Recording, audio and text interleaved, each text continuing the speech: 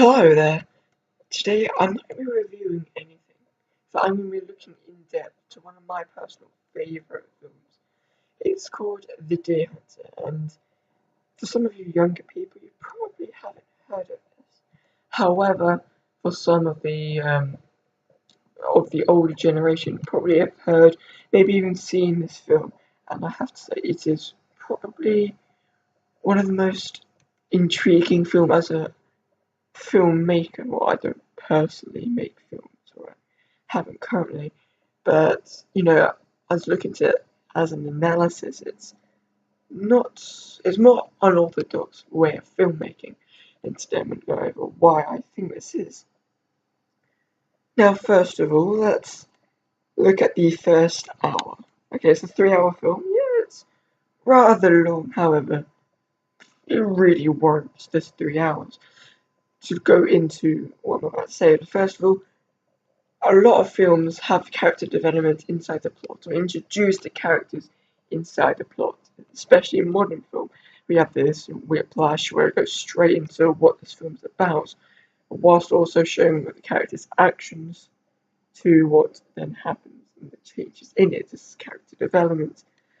But what I love about this film, and I find so intriguing about it, is that the film doesn't start off with the plot. It starts off with introducing the characters, and it takes a rather long time. It's over one day to night of a wedding.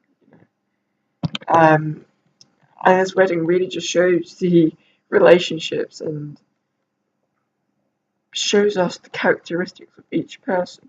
Also, it goes into the first deer hunt, which links also to the later deer hunts. But what I love about this is that it doesn't feel necessary, but also as you go through it, you seem to understand why the filmmaker did this, which is being a spoiler territory, and I'm going to go into. Where the reason I know this is because I watched this film with my brother and my mum, and my brother said the first hour just felt really unnecessary, and I didn't really enjoy it.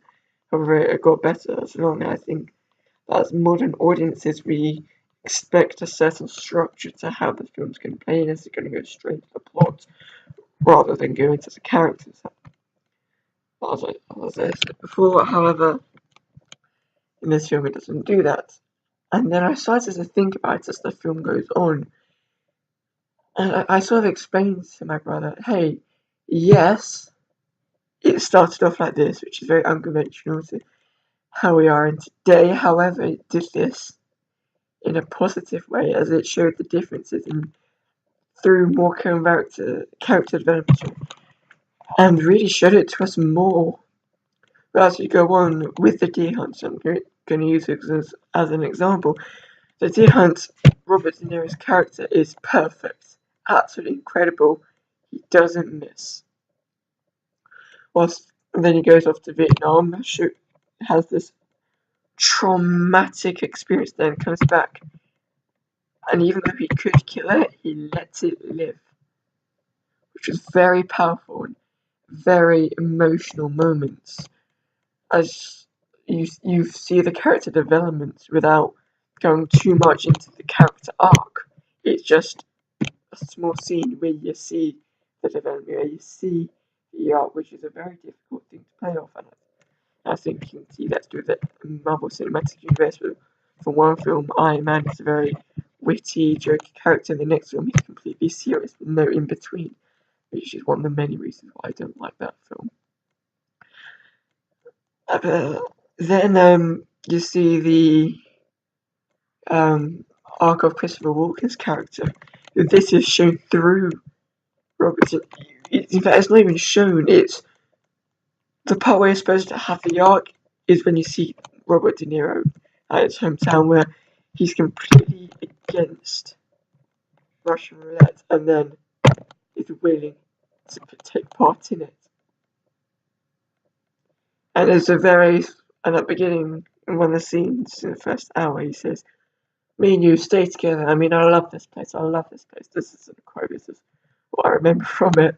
But then later, he remembers stuff, and then is even more willing to kill himself. That's powerful. That is real filmmaking to its core, in a way that it's changing without showing it.